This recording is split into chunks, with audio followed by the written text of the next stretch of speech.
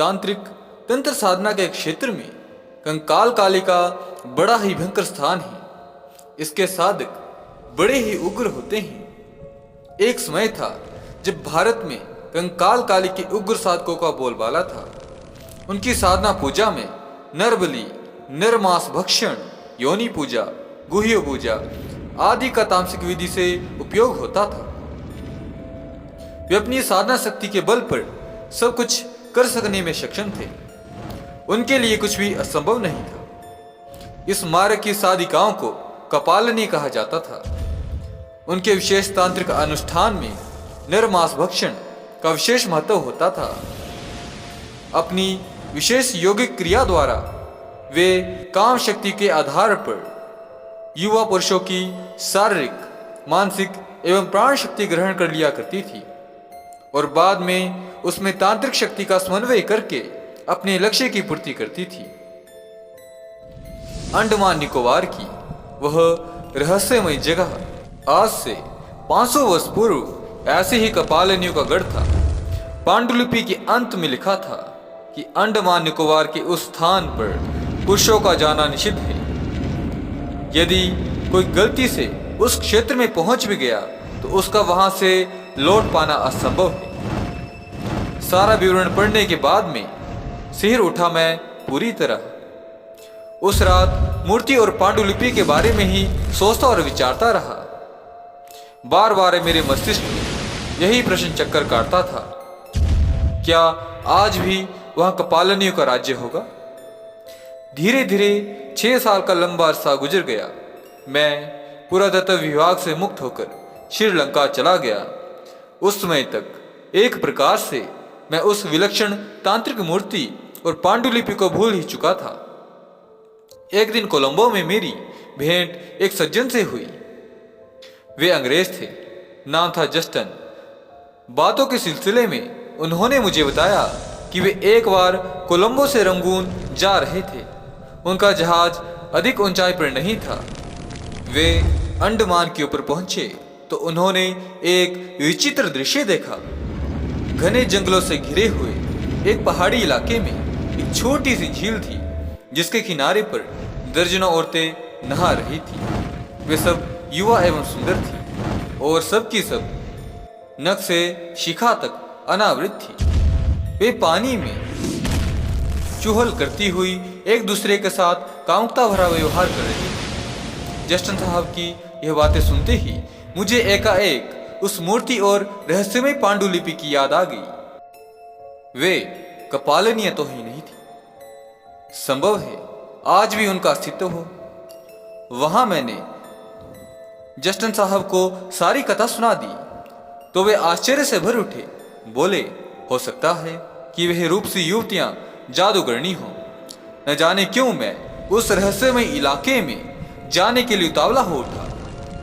वह मेरा पागलपन ही तो था और ऐसे ही पागलपन के वशीभूत होकर मैंने जीवन भर कई खतरे उठाए हैं। उन दिनों से लंका से रंगून के लिए हर हफ्ते स्टीमर रवाना होता था।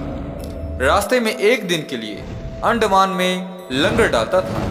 इस बात का पता चलते ही मैंने स्टीमर के कप्तान से बातें की और निश्चित समय पर अंडमान के लिए रवाना हो गया। यहीं से शुरू होती है एक विचित्र और रहस्यमय अतीत को उद्घाटित कर देने वाली अविश्वसनीय घटना। जब मेरा स्टीमर अंडमान पहुंचा उस समय पूर्व का आकाश लाल हो रहा था। स्टीमर की बालकनी से मैंने चारों ओर देखा, फिर जस्टन साहब के दिए हुए उस नक्शे पर नजर दौड़ा दी जिसे उन्होंने चलते समय अपने अनुमान के अनुसार बनाया था। अंडमान निकोबार के पश्चिमी तट के भीतर 10-12 मील चलने पर वह झील थी जिसके किनारे पर उन्होंने उन औरतों को देखा था।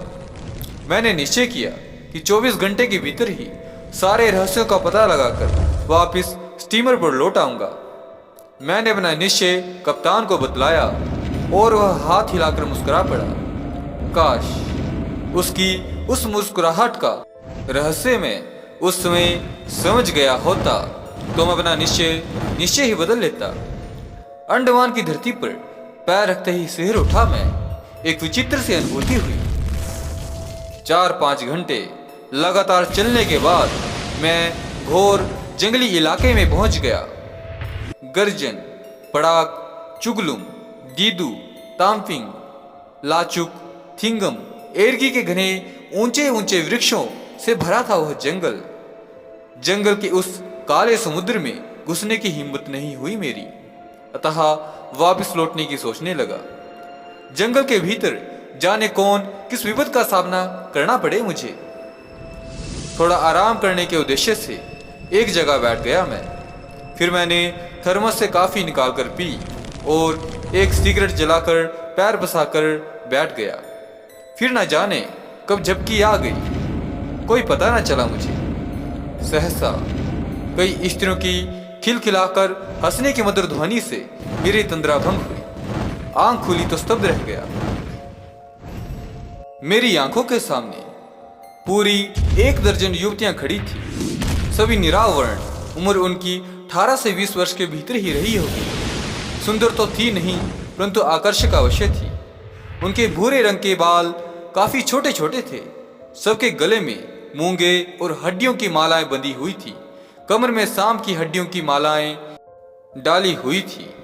शरीर का रंग हल्का स्याह, आंखों में एक अजीब सी चमक और वहशीपन की झलक थी। निश्चय ही वह आदिवासी जाति की औरतें थीं। विचित्र भाषा में आपस में बातें करती और खिलखिलाकर हंसने लगती। उसमें मेरी मानसिक स्थिति बड़ी ही विचित्र हो रही थी। बस आंखें फाड़कर उनकी ओर ताक रहा था। सहसा सबसे कम उम्र की एक युवती बिल्कुल मेरे पास आ गई और मेरे हाथ पकड़कर अपने नुकीले दांत गड़ा दिए उसने। दूसरे ही क्षण बल बलाकर ढेर सारा खून निकल आया वहां से। मैं तेज दर्द से कराह उठा।